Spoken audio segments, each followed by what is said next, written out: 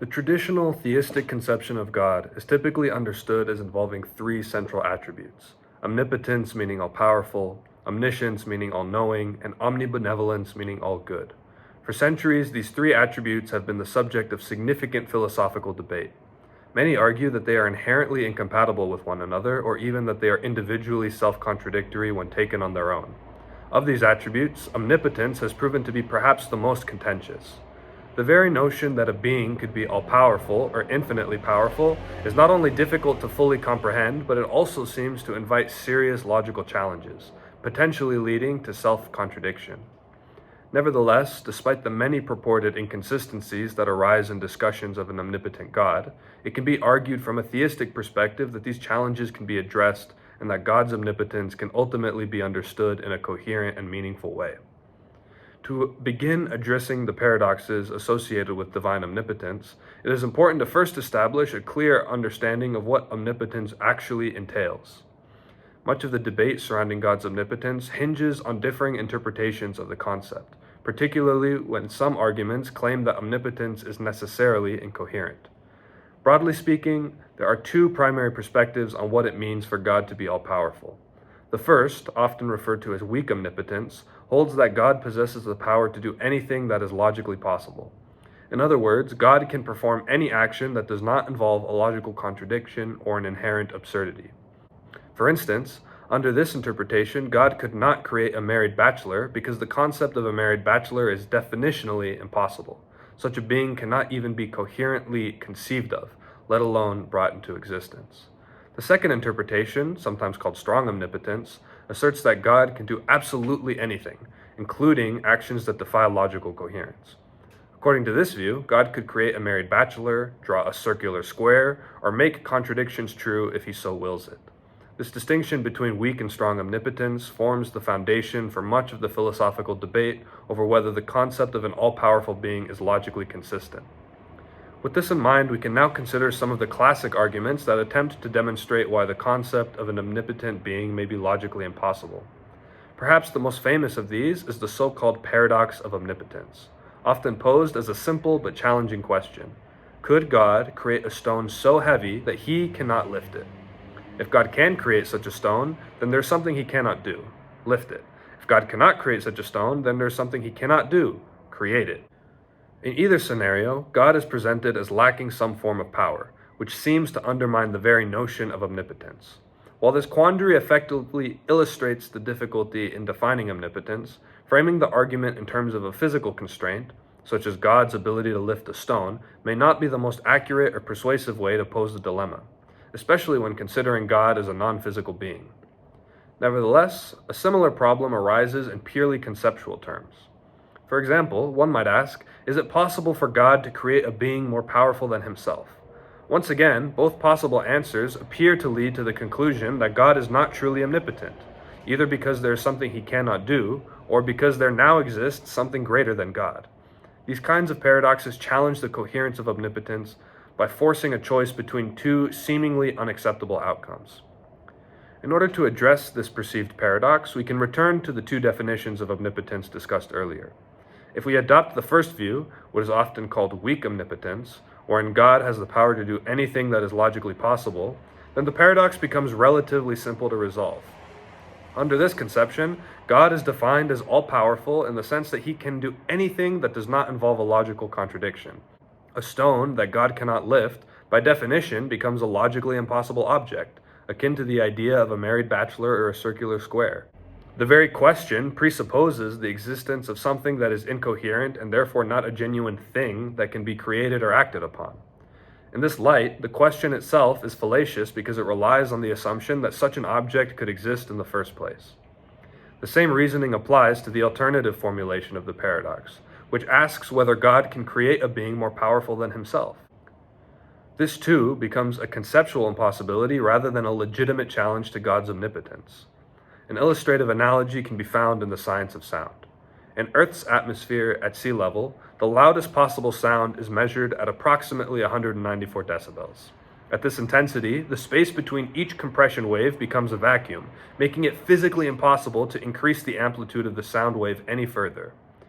Assume someone were to say a 194 decibel sound is not the loudest possible sound because there exists a hypothetical 195 decibel sound.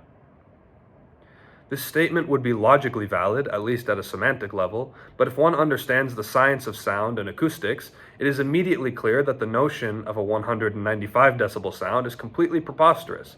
That God could not create a sound this loud does not mean he is lacking in any form of power. It is because a sound this loud just fundamentally does not make any sense. Similarly, if God cannot create a stone so heavy that he cannot lift it, this does not indicate a limitation in his power. Rather, it reflects the fact that such a stone is not a coherent object to begin with. The same logic applies to any hypothetical entity that could by definition exceed God's maximal power. In short, if we accept the concept of weak omnipotence to describe God's power, the classic paradoxes such as the immovable stone or the being more powerful than God largely dissolve. By adopting the view that God can do all things that are logically possible, we clarify that logical contradictions are not things to be done at all. They are not genuine tasks or actions that can be performed, even in principle. A logically contradictory state, such as a circular square or a married bachelor, is not an example of something that exists, but is simply an incoherent idea, devoid of meaning and any possible reality. Therefore, God's inability to perform such logically impossible feats does not diminish his omnipotence. Rather, it acknowledges that omnipotence operates within the framework of logical coherence. Logical necessity is not a constraint on God's power, but rather a condition of intelligibility itself. However, while this resolution may appear to offer a satisfactory solution on the surface, it is not without its philosophical difficulties. For the theist, adopting weak omnipotence might feel like a concession that diminishes the grandeur and absoluteness traditionally ascribed to God's nature. Some may argue that if God is bound by logic, then logic itself becomes a higher principle than God. If God cannot violate logical laws, does this mean that his power is in some way limited or dependent upon something external to himself? This concern can be unsettling to those who maintain that God is the ultimate being, subject to no limitations whatsoever. Referring to one of God's defining attributes as weak, even in a purely philosophical sense, can seem to undermine the conception of an all-powerful, sovereign deity that many theistic traditions strive to uphold. From the atheist or skeptic's perspective, the appeal to logical impossibility may seem like a semantic escape rather than a genuine solution. The atheist might argue that the theist has merely redefined omnipotence in a way that shields it from criticism, but at the cost of diluting its meaning. Even if the paradox is no longer formally paradoxical, the question still lingers. Why call God omnipotent at all if his power does not extend to everything, without exception? The skeptic may press the issue by reframing the challenge. Could an omnipotent God create a logically impossible object? While the theist may respond that such an object is not a thing that can exist, the very act of restricting God's power to the realm of the logically possible can be perceived as a significant philosophical concession. It raises questions about the coherence of divine attributes and whether such limitations are compatible with the traditional notion of an all-powerful deity. Thus, even when the paradox appears to be dissolved by appealing to weak omnipotence, deeper philosophical tension remains. The question of whether divine omnipotence can be coherently defined without undermining God's ultimate sovereignty continues to challenge both theists and atheists alike. Naturally, the next step is to explore the viability of strong omnipotence. Intuitively, when God is described as infinitely powerful, possessing power beyond any comprehension, it seems to follow that such power would have no limitations whatsoever. However, exploring the implications of this assertion quickly become messy and arguably untenable. Under a strong conception of omnipotence, God could create square circles, make 2 + 2 = 5, create a stone so heavy that he cannot lift it, and then lift it anyway. This view is extreme and goes well beyond the more moderate notion that God can do everything that is logically possible.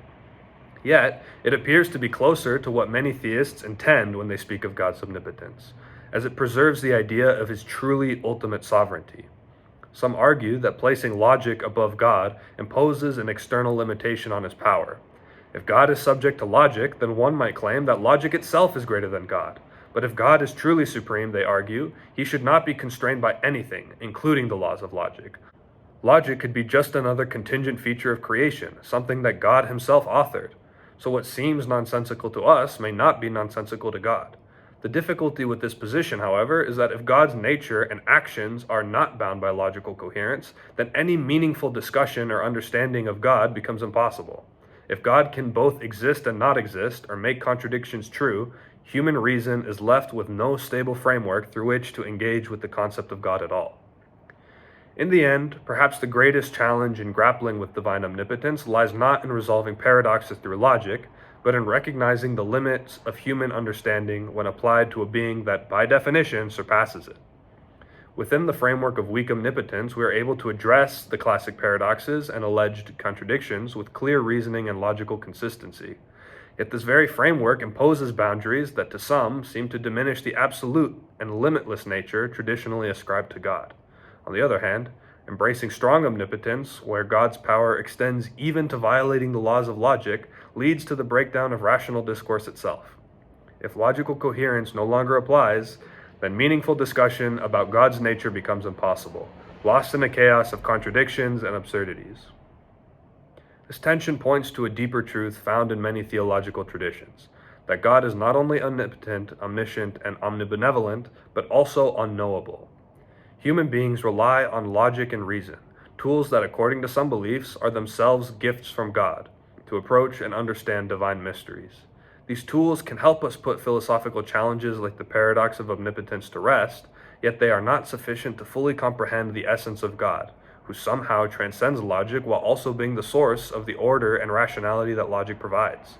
In this sense, divine omnipotence can be rendered coherent within the limits of human reasoning, even though such coherence falls short of full comprehension. The failure of arguments against omnipotence does not imply that the true nature of God's power is transparent or easily grasped by the human mind.